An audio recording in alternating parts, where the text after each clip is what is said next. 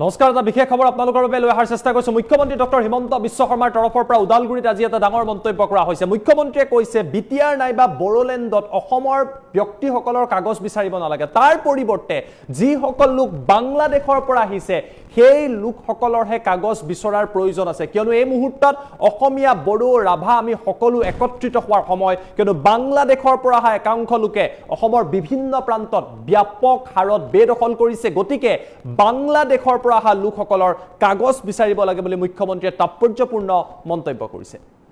টাইমেট big breaking জনাইছো, ডাঙৰ খবৰ এই মুহূৰ্তত অসমীয়াৰ পৰা নহয় বাংলাদেশৰ পৰা অহা লোকৰহে কাগজ বিচাৰিব লাগে।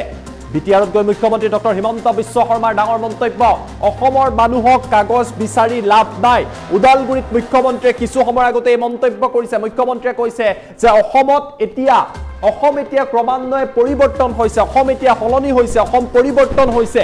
পূৰ্বৰ দৰে পৰিস্থিতি অসমত নাই, অসমৰ সেই পৰিস্থিতি নাই। পূৰ্বত যেনেকুৱা পৰিৱেশ আছিলে সেই পৰিৱেশ আজিৰ দিনত অসমত নাই। অসমীয়া, বড়ো, ৰাভা সকলো একত্ৰিত হ'ব লাগে, সকলো একত্ৰিত হৈ থাকিব লাগিব। আমাৰ প্ৰকৃত শত্ৰু কোন সকলোৱে আমি চিনি পাওঁ বুলি মুখ্যমন্ত্ৰীয়ে উল্লেখ কৰিছে।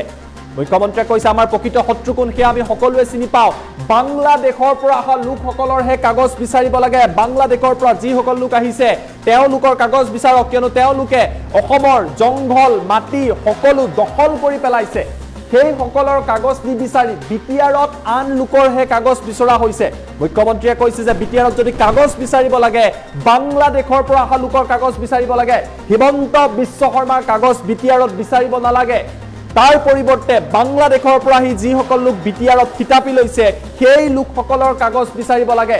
বাংলাদেশৰ পৰা অহা লোকসকলৰ কাগজ বিচৰা নাই, তাৰ পৰিৱৰ্তে কাগজ বিচাৰি থকা হৈছে অসমৰ বিভিন্ন প্ৰান্তৰ লোকসকলৰ পৰা। মুখ্যমন্ত্ৰীৰ তৰফৰ পৰা উদালগুৰিত কিছু সময় আগতে মন্তব্য কৰা হৈছে আৰু ডক্টৰ হিমন্ত বিশ্ব শৰ্মাই কৈছে যে আমি যদি একত্ৰিত হৈ নাথাকো আমাৰ জাতি, মাটি, ভেটি সম্পূৰ্ণৰূপে নাইকিয়া হৈ যাব। আমাৰ প্ৰকৃত শত্ৰু কোন সেয়া আমি চিনি পাইছো। অসমৰ লোকৰে 20 বিঘা মাটি নাই, কিন্তু উৰিয়াম ঘাটত একাংশই 1000 বিঘা পৰ্যন্ত এজন লোকে মাটি দখল কৰিছিল।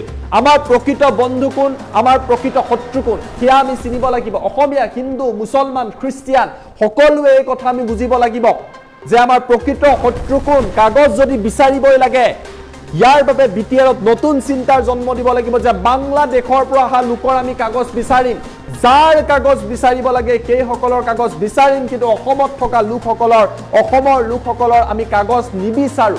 বড়োলেণ্ডত কোনো দ্বিতীয় শ্ৰেণীৰ নাগৰিক নাই, বড়োলেণ্ডত সকলো প্ৰথম শ্ৰেণীৰ নাগৰিক হ'ব লাগিব। মুখ্যমন্ত্ৰীৰ তৰফৰ পৰা স্পষ্ট কৰি দিয়া হৈছে। উদালগুৰিত মুখ্যমন্ত্ৰীয়ে এই মুহূৰ্তত উল্লেখ কৰিছে, কিছু সময় আগতে ডক্টৰ হিমন্ত বিশ্ব শৰ্মাই ডাঙৰ মন্তব্য কৰি কৈছে, তেওঁ কৈছে কাগজ যদি বিচাৰিব লাগে বাংলাদেশৰ পৰা অহা লোকসকলৰ কাগজ বিচাৰক। তেওঁলোকে অসমৰ মাটি, বাৰী, জংঘল সকলো দখল কৰিছে, হাজাৰ বিঘা ভূমি বেদখল কৰিছে। অসমীয়া, বড়ো, ৰাভা সকলো আমি একত্ৰিত হৈ থাকিব লাগিব, একতাৰ মাজত থাকিব লাগিব। অসমৰ মানুহৰ কাগজ বিচাৰি লাভ নাই। ডক্টৰ হিমন্ত বিশ্ব শৰ্মা বা পৰমানন্দ ৰাজবংশী নাইবা দিলীপ শইকীয়াৰ দৰে লোকৰ কাগজ বিচাৰি লাভ নাই। ইয়াৰ পৰিৱৰ্তে যিসকল লোক বাংলাদেশৰ পৰা আহিছিলে তেওঁলোকৰ কাগজ বিচৰা আৰম্ভ কৰক বিটিআৰত, কিয়নো প্ৰকৃত শত্ৰু কোন, প্ৰকৃত বন্ধু কোন সেয়া আমি জানো আৰু সকলো আমি একত্ৰিত হৈ থাকিব বুলি মুখ্যমন্ত্ৰীৰ তৰফৰ পৰা ডাঙৰ মন্তব্য কৰা হৈছে। আমাৰ লগত ডক্টৰ হিমন্ত বিশ্ব শৰ্মাৰ এক্সক্লুচিভ মন্তব্য আহি পৰিছে। মন্তব্য টাইমেটৰ দৰ্শকক দেখুৱাই লোৱাৰ চেষ্টা কৰিছো। মন্তব্য শুনক, য'ত মুখ্যমন্ত্ৰীয়ে কৈছে বাংলাদেশৰ পৰা অহা লোকৰ কাগজ বিচাৰক বিটিআৰত, কিয়নো তেওঁলোকে মাটি, বাৰী, জংঘল সকলো বেদখল কৰিছে। মন্তব্য শুনক। মোক কয় যে স্যাৰ আমি মাটিৰ কাম কৰিব গলো 47 চনৰ কাগজ বিচাৰে। আৰে বাবা 47ত ব্ৰিটিছৰ হাততো 47ৰ কাগজ নাই। আমাৰ অসমীয়া মানুহে ক'ৰ পৰা 47ৰ কাগজ দিব? কাগজ বিচাৰিব লাগে বাংলাদেশৰ পৰা অহা সকলক। অসমৰ মানুহক কাগজ বিচাৰি পেলাই কোনো লাভ নাই। এই কথাটোকে মই বুজাব খোজো যে আজি আমাৰ অসমখন পৰিৱৰ্তন হৈছে, আগৰ দৰে অসম নাই। এতিয়া অসমীয়া বা আমাৰ বড়ো, ৰাভা আমাৰ মাজত কাজিয়া কৰি পেলাই আমি সময় পাৰ কৰাৰ সময় নহয়, কাৰণ আমাৰ শত্ৰু কোন তাক আজি আমি সকলোৱে চিনি পাওঁ। যাৰ কাগজ বিচাৰিব লাগে তাৰ আমি কাগজ বিচৰা নাই। গোটেই জংগলে, মাটিয়ে গোটেইখিনি তেওঁলোকে আৱৰি ল'লে তাৰ কাগজ বিচৰা নাই আৰু যাৰ কাগজ বিচাৰিব নালাগে তাৰ কাগজ বিচাৰি আমি ঘূৰি ফুৰিছো। মই এটাই কথা কম, ভাই হিমন্ত বিশ্ব শৰ্মাৰ কাগজ বিচাৰিব নালাগে, বাংলাদেশৰ পৰা অহাজনৰ কাগজ বিচাৰক। কিন্তু আমাৰ ইয়াত উল্টা, বাংলাদেশৰ পৰা অহাজনৰ কাগজ কোনেও বিচৰা নাই, কাগজ বিচাৰি আছে দিলীপ শইকীয়াৰ, পৰমানন্দ ৰাজবংশীৰ কাগজ বিচাৰি আছে। এই কথাটো কাৰো কাৰণে ঠিক নহয়, কাৰণ আমি যদি একেলগে নাথাকো আমাৰ জাতি মাটি ভেটি সকলো নোহোৱা হৈ যাব। যোৱা 4 দিন আগতে মই উৰিয়াম ঘাটলৈ গৈছিলো। 10,000 বিঘা মাটি মানুহে কয় যে মোৰ একো নাই কাৰণে মই ইয়াত আহিছো। তেতিয়া মই এজনক সুধিছিলো যে বাবা তোমাৰ একো নাই, ইয়াত তুমি আহিলা, কিন্তু অসমত মই জন্ম হৈ মোৰে বাবাৰ 20 বিঘা মাটি নাই, তোমাৰ 1000 বিঘা মাটি কেনেকে হ'ল? এই হৈছে অসমৰ পৰিৱেশ। অসমীয়াই শত্ৰু কোন, অসমীয়াই বন্ধু কোন, বড়ো ৰাভা কছাৰী আমাৰ হিন্দীভাষী বঙালীভাষী সকলোৱে আমি বুজিব লাগিব আমাৰ শত্ৰু কোন, আমাৰ বন্ধু কোন। অসমীয়া হিন্দু, অসমীয়া মুছলমান, অসমীয়া খ্ৰীষ্টিয়ান আমি সকলোৱে বুজিব লাগিব আমাৰ শত্ৰু কোন আৰু কেনেকৈ আমি জাতিটোক জীয়াই ৰাখিব পাৰিম। আৰু সেইকাৰণে মই ভাবো যে বিটিআৰতো আমি নতুন চিন্তাৰ জন্ম দিব লাগে, যে যাৰ কাগজ বিচাৰিব লাগে তাৰ কাগজ বিচাৰিব লাগে, যাৰ কাগজ বিচাৰিব নালাগে তাৰ কাগজ বিচাৰি সময় নষ্ট কৰাৰ প্ৰয়োজন নাই। সেই এনেকুৱা ধৰণৰ ঘটনাই আমাক পিছুৱাই লৈ যায়, আমাক আগুৱাই লৈ নাযায়।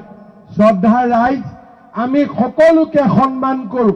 আজি আপোনালোকে দেখিছে যে আমাৰ প্ৰধানমন্ত্ৰী ডাঙৰীয়াৰ প্ৰচেষ্টাত আজি আমি নতুন দিল্লী পৰ্যন্ত বডোফা উপেন্দ্ৰনাথ ব্ৰহ্মৰ প্ৰতিমূৰ্তি নিৰ্মাণ কৰিছো। আজি বাথৌ ধৰ্মৰ প্ৰতিটো উপাসনাস্থলী যাতে সুন্দৰ হয় তাৰ বাবে আমি চেষ্টা কৰিছো। ব্ৰহ্ম সমাজৰ প্ৰতিটো অনুষ্ঠানতে মই গৈছো, কাৰণ মই বিশ্বাস কৰো যে আমি একেলগে থাকিলেহে দূৰৰ পৰা অহা অতিথিসকলক আমি বিদায় দিব পাৰিম।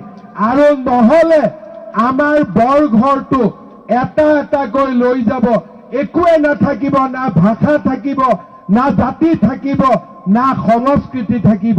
আৰু সেইকাৰণে মই আকৌ বাৰে বাৰে কৈছো যে বড়োলেণ্ডত কোনো দ্বিতীয় শ্ৰেণীৰ নাগৰিক নহব, সকলোৱে প্ৰথম শ্ৰেণীৰ নাগৰিক হ'ব লাগিব।